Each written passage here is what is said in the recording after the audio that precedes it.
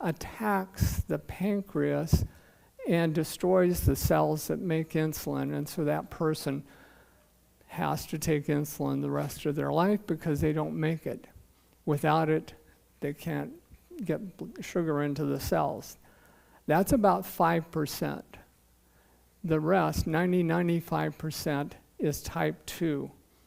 And this is where the cells in our body become resistant, and we're going to look at that in more detail, to insulin. In America, and this is old numbers, it's even more now, 30 million diabetics, 90 million pre-diabetics. That means they're not normal, they're not diabetic yet, they're on the way to becoming diabetic. So 95% are this type 2, where the problem is not so much that they don't make insulin, their cells don't respond to the insulin. And we'll see that. So there's a lot of modifiable risk factors. Diabetes is one of the things that ends up causing a lot of health problems, and the other risk factors are everything from our weight, where we lay down fat in our body, whether we're active or sedentary, what kind of diet we have. Do we have high blood pressure? Do we have high triglycerides? Triglycerides is the big name for fat, triglycerides. Abnormal cholesterol, high cholesterol, smoking, all of these things lead to things like heart attacks, strokes, and other diseases. So, worldwide, over the next 30 years, they estimate that there'll be an added, because of diabetes in the world population, there'll be an added 35 million cases of heart disease, an added 13 million strokes. The most common reason for kidney failure and needing to go on dialysis is diabetes. They estimate an extra 6 million. Blindness is another complication of diabetes, an extra 8 million. Amputations because of diabetes' effect on the circulation in the legs and gangrene, amputation, an extra 2 million. And then in the last few decades, we've recognized that diabetes also has its effect on our brain and leading to dementia or memory loss and inability to function.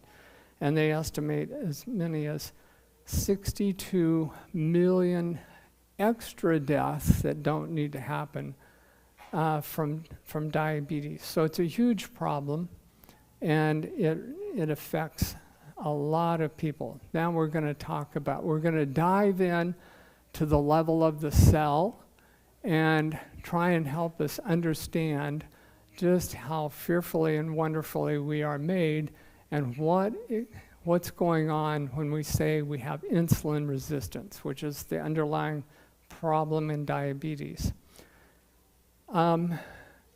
This is outside the cell here.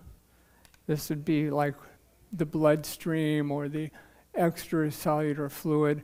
This is the cell membrane, and this is the inside of the cell. So, what normally is supposed to take place is that insulin, the hormone insulin, is to come to what's called an insulin receptor. And that's a particular protein that sits in the cell, crosses the membrane, and has a specific place where the insulin molecule fits into the receptor. Now, when that happens, there's a whole number of steps, and we're going to look at it briefly, that takes place between the insulin coming here and a number of steps to producing what's called a little vesicle. And these little purple things called GLUT4, and that GLUT4 stands for glucose, blood sugar. Glucose transporter for. And those are made in the inside of the cell and then transported to the cell membrane and put into the cell membrane. And it's here where blood sugar, glucose, is able to enter. Without this, the blood sugar cannot get through the cell membrane to inside the cell, where the cell can use it to can burn it to make energy. Our cells primarily use sugar to make energy, to do all the various functions that cells do. And there are a lot. So that's the normal process. Now, let me just take you quickly through these steps right here.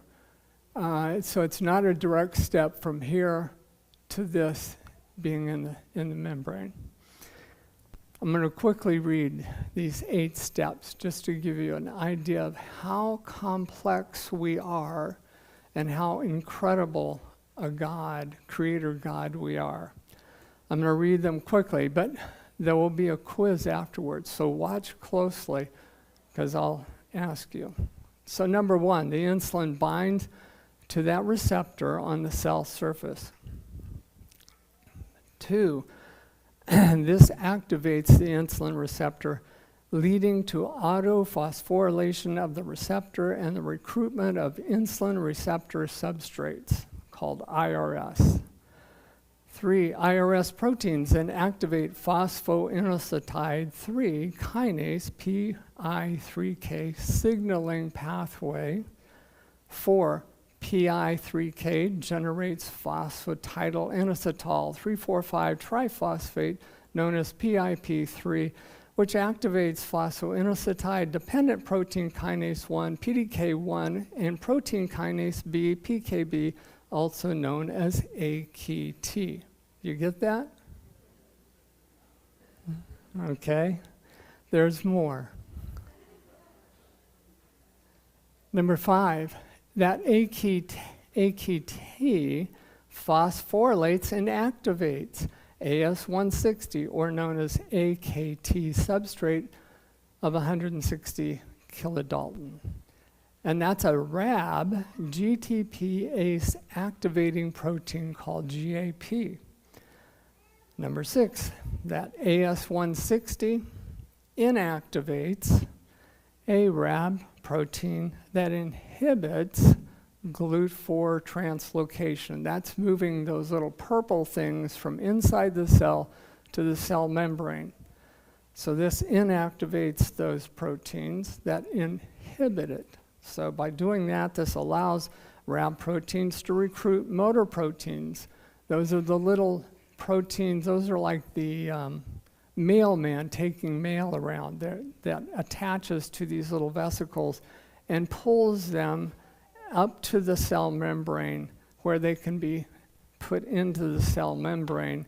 And then GLUT4 fuses with the cell membrane, allowing glucose uptake into the cell. Pretty simple, huh? It's just amazing. And this is actually somewhat simplified from what it actually is. So it's not as simple. Insulin connect to the receptor, doors open to let blood sugar in. So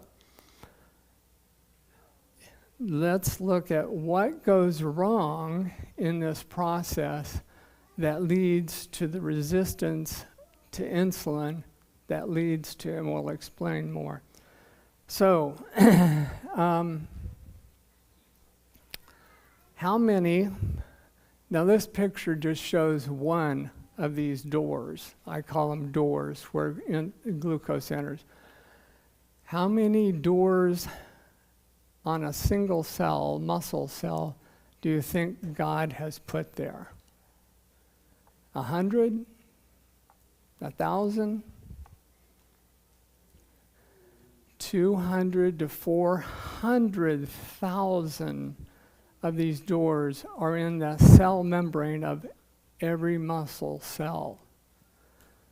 Now, turns out that the cell is not born with these doors in the cell membrane, and they're there for the life of the cell membrane. This is the other part that's amazing. Every 10 to 15 minutes, half of the 200,000 to 400,000 doors are being degraded, destroyed, and taken out of the cell membrane, and another 100,000, 200,000 are being made and put in to the cell membrane to replace the ones that were degraded. Every 10 to 15 minutes. Thousands of these doors are being taken down and new ones put up. Now, so this is a very dynamic process. And if you need more sugar inside the cell because the cell is needing more energy, then we need to put more we need to make more doors and put more doors in the cell membrane. And this is very dynamic, and the cell is recognizing that. Well, the other question is, how many glucose molecules do you think go through each one of those doors every second? Is it 10, 100? They estimate upwards of 100,000 sugar molecules can go through each one of the doors every second. And our cells need and burn sometimes upwards of 2 million of these glucose molecules every second. So this is an incredibly dynamic, fast-paced process. So if we have less doors being made and put into the cell membrane, that's going to decrease the amount of sugar that can go into the cell. And so if that's happening, then the sugar outside the cell in the bloodstream is going to begin to build up. And that's why in diabetics, their blood sugar begins to go higher and higher because the sugar can't get in. There's not enough doors being made for it to get in. Now, the question is, what is mucking up this process, particularly these steps here to get more doors made and into the cell membrane? Now, a lot of people think diabetes is brought on by eating too much sugar. I'm going to show you what really does it. Fat. Too much fat inside the cells is what mucks up these steps to finally get doors in the cell. So as we eat fat, and when we eat more fat than we need, it accumulates in the cell, and as it accumulates in the cell, it messes up those steps, those enzyme steps, and not enough doors are made and put into the cell membrane to let sugar into the cell. So with that kind of basis, then once you have this process messed up, if you're eating sugar, it's only going to add to the problem. So the problem is not so much the sugar as it is the fat in our diet that's messing up this whole process. And when we add sugar to the fat, it really only makes the problem worse and drives up the sugar level in the bloodstream even more. But if we can decrease and eliminate the fat inside the cell, then this whole process takes off and acts normal. So let's look at, there's more things involved, and we're going to move as quickly as we can here. There are more things involved in affecting this pathway of making more doors. There's actually 10 different areas. One is obesity, excess fat. We've kind of talked about that. As we deposit more fat in our cells, then that affects that ability for the insulin to function, and it promotes insulin resistance. And where we deposit, I'm including myself. See, my father had diabetes. His brothers had diabetes, so diabetes runs in our family. But because he was very good about watching the fat, he was able to postpone by 20 years getting diabetes compared to his brothers.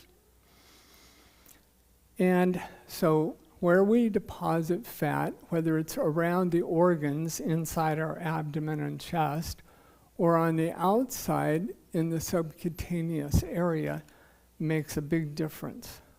Fat we deposit around our organs does much more of this insulin resistance than if the fat is laid down around the outside. It's metabolically different. Number 2, sedentary lifestyle. As we exercise, signals are sent in the cell to that system. We need more doors. We need to make more glucose.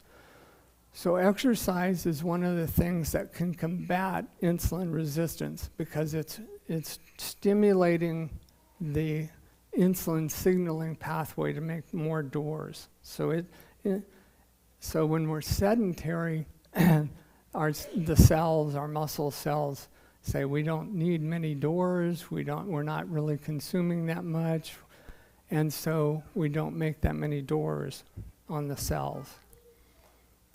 Genetics does play a part in all of this, but thank God the other aspects can overcome the genetics, just like my father was able to put off 20 years.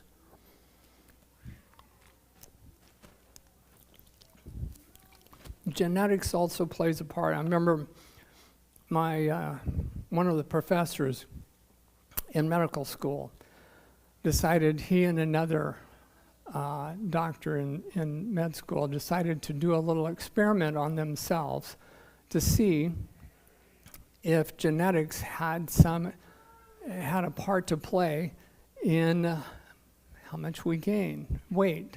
And they decided to eat, and I forget how many candy bars it was a day, but it was a large amount.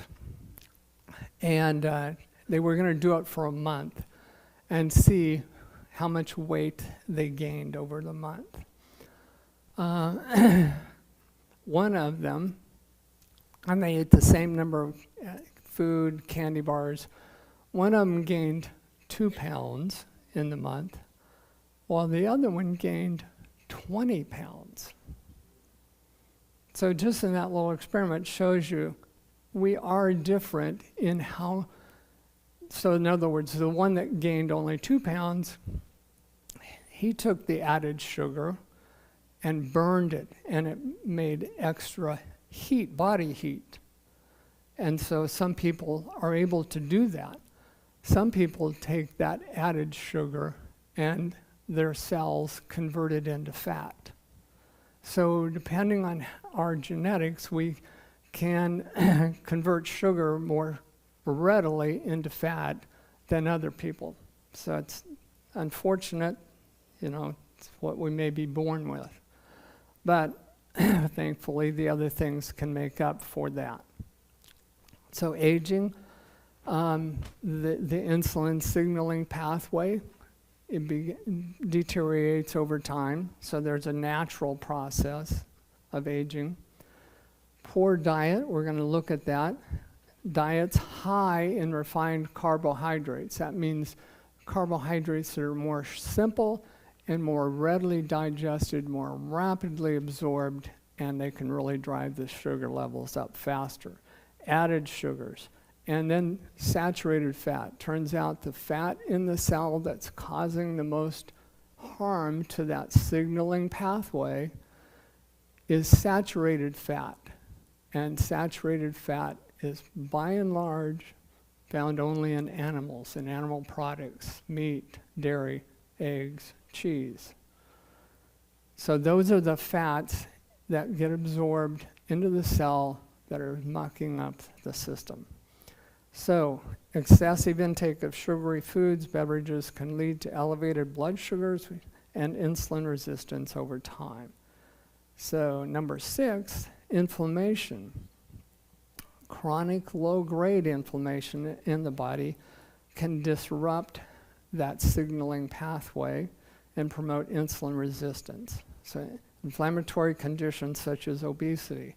As we lay down fat in our body, those fat cells don't just sit there. They actually produce inflammatory chemicals that are circulating through our body. And those inflammatory chemicals can lead to insulin resistance itself and autoimmune diseases. So inflammation, chronic low-grade inflammation. Number 7, sleep deprivation. Who would think that sleep deprivation had something to do with the insulin signaling? Well, it does. And so sleep deprivation can lead to insulin resistance as well. Number 8, hormonal imbalances, things like too much stress, elevating cortisol levels, imbalances in our estrogen and testosterone, or thyroid problems can lead to insulin resistance. Number 9, there's a number of medications that can also lead to insulin resistance. And then finally, gestational diabetes. Sometimes during pregnancy, the mother will become diabetic, and it turns out those elevated blood sugars in the mother can actually affect the baby and lead to the baby's problem with insulin resistance later in life. So those are the 10 areas. So now let's bring it down to more practical level. There's a number of steps, 2 of the most powerful steps in being able to prevent. You may have a family history of diabetes and you say, I don't want to get diabetes. Well, what can I do to prevent it? The 2 biggest things are daily exercise, because that stimulates that pathway to make more doors on the cells, and a high fiber diet. And we'll look at that. So those diet and exercise are the most powerful steps in reversing it. And there really are not any medications that actually target insulin resistance. So let's look at the dietary face of diabetes. Here's the dietary face of diabetes.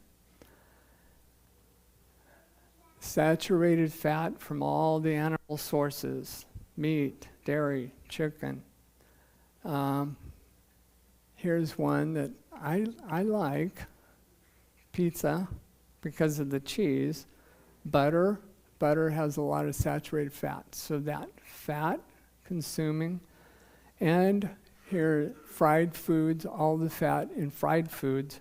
You take those 2 and combine it with these down here, the sweets, the refined grains, and sugary drinks, and that's the perfect storm to cause insulin resistance and then elevate the blood sugars because of all the carbohydrates here and here.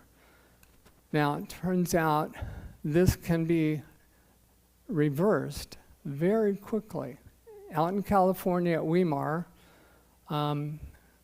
Institute has and I'll share some information at the end, has an 18-day program, and people with diabetes go there, and in 18 days, and they may be on good amounts of insulin, taking insulin shots, by the end of 18 days, half of them have been able to get off of their insulin because they came there eating 30-40% of the calories in their diet from fat.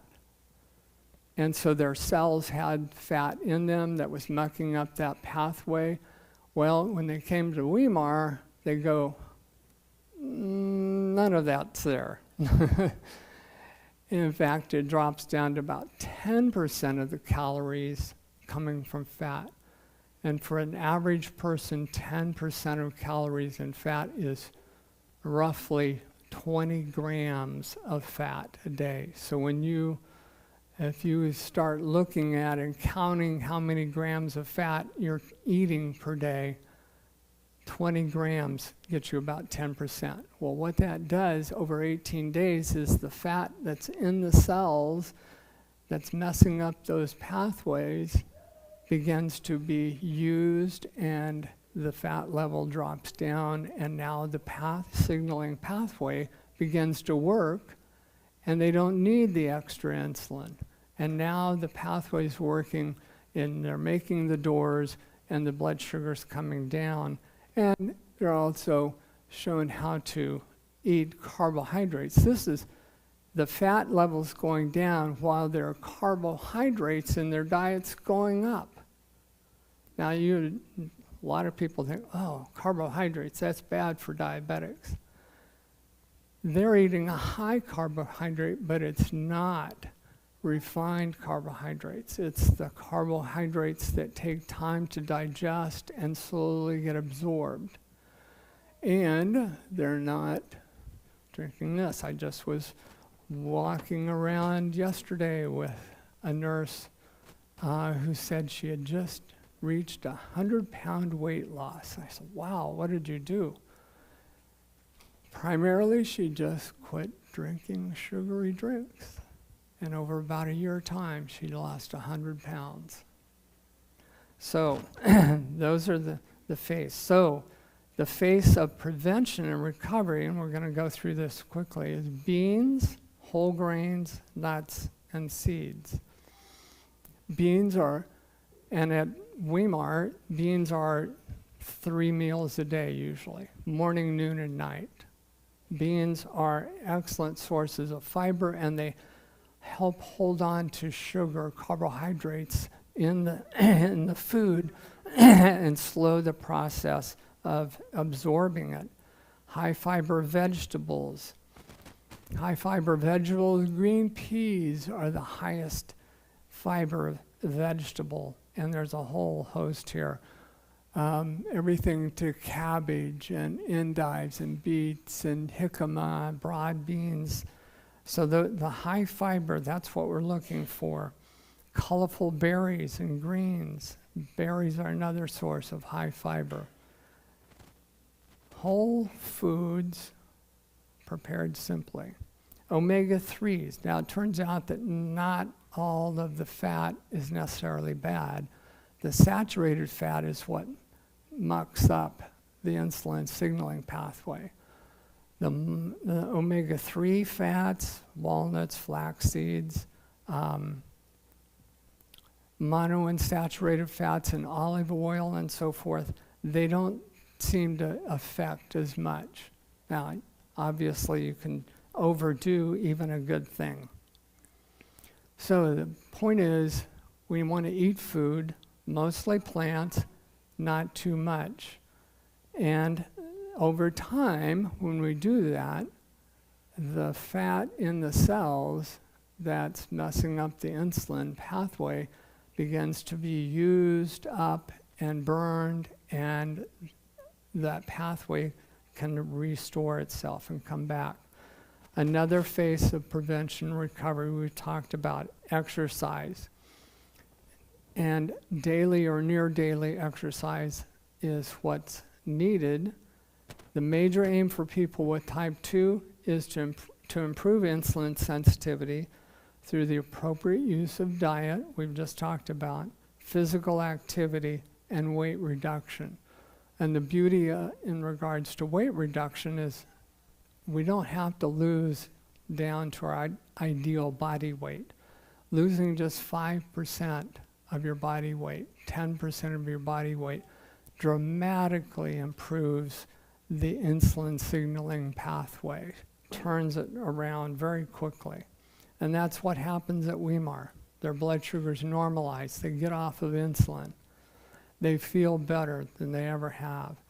So aerobic activity, walking, swimming, cycling, high repetition, low intensity weight training increases insulin sensitivity.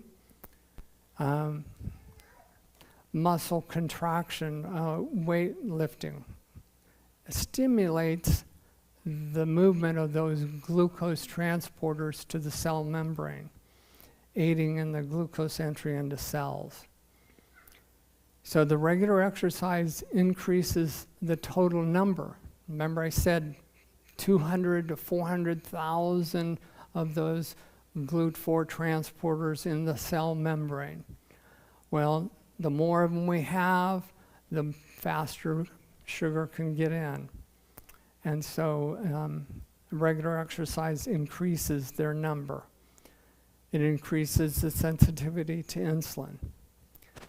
And it turns out that every time we exercise, it is stimulating and increasing those insulin pathways, not only during the exercise, but frequently for hours afterward, and sometimes even days. And so the exercise has an effect beyond just its time you're exercising. Stay well hydrated, not with the sugary drinks. And if we're going to make changes, we need to work with our healthcare team, because what somebody is taking for their diabetes, as they change their diet, increase their activity, lose weight, they're going to become more and more sensitive to those medicines, and they can actually drive their blood sugars too low and become hypoglycemic. So working with the healthcare team. So in closing, we're going to look at the keys to success and hope for diabetic. Not only diabetic, but to prevent from getting it. So we're going to look at what does God's Word say about each of these keys for success. Yeah, the Bible has much. So there's high fiber, plant-based diet, daily exercise, water instead of calorie-rich drinks, adequate sleep, 7 to 9 hours per day, stress management. Okay, what does God's Word say? High fiber, plant-based diet. The very first chapter, the creation story, at the end of day 6, God tells Adam and Eve, here's your dietary prescription. In verse 29, every seed-bearing plant on the face of the whole earth, every tree that has fruit with seed in it, they will be yours for food. So initially it's fruits, grains, nuts, and then after the fall, vegetables are added in too. Daily exercise, our scripture that Leah read about our bodies being a temple, and that we want to keep our bodies in a good shape. And Paul tells Timothy, he says, for physical training is of some value. And we just looked at the value. But godliness has value for all things, holding promise for both the present life and the life to come. So he's contrasting that while physical exercise may add a few years here, godliness, having salvation, is going to have eternal effects. So he's not downplaying exercise. He's just saying that for real life extension, we need salvation. And then Proverbs, the virtuous woman, she sets about her work vigorously. Her arms are strong for her tasks. So the Bible tells us we need exercise. Water instead of calorie-rich drinks. Isaiah talks about coming, if you're thirsty, come to the waters.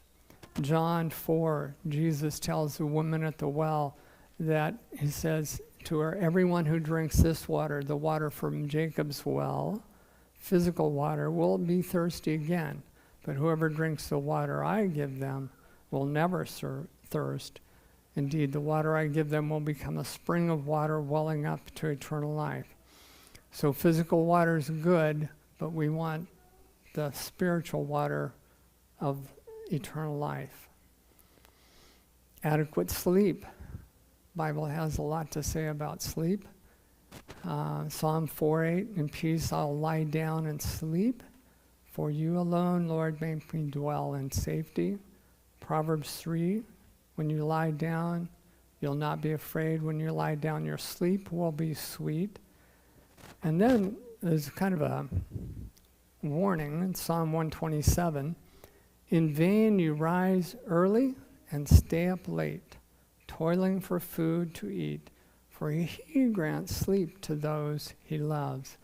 So it's kind of that saying, don't burn the candle on both ends. You need your rest. And that rest helps insulin sensitivity. Stress management, Philippians 4, 6, and 7. And this is a command. Do not be anxious about anything, but in every situation, by prayer and petition, with thanksgiving, present your request to God, and the peace of God will guard your hearts and your minds. So God wants us to take our cares, don't worry about tomorrow, but take them to Him. Cast your cares on the Lord. Or in 1 Peter 5:7, this is one that I quote every day. Cast all your anxiety on Him because He cares for you.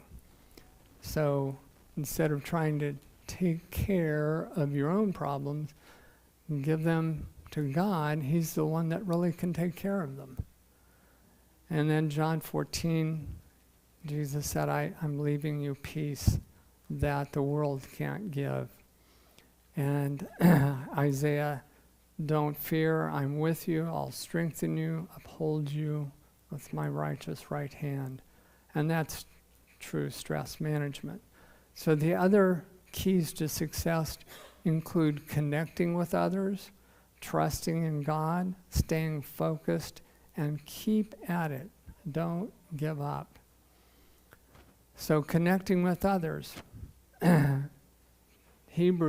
Paul in Hebrews says, let us consider how we may spur one another on toward love and good deeds, encouraging one another. So connecting with others has powerful health benefits. Loneliness and COVID-19 has shown us that a lot, that loneliness is not good for us health-wise. And Ecclesiastes, 2 are better than one. If one falls, the other one can lift up. We all need somebody that we can turn to. And we obviously, our ultimate turn to is God. And that's trusting in God. Trust in the Lord with all your heart. Lean not on your own understanding, but in all your ways submit to Him, and He will make your path straight. And Isaiah said that He will keep in perfect peace those whose minds are steadfast on God. And stay focused. Keep your eyes straight forward. Fix your gaze directly on the goal. And Philippians 3 talks about, where Paul talks about, I don't consider myself yet to have taken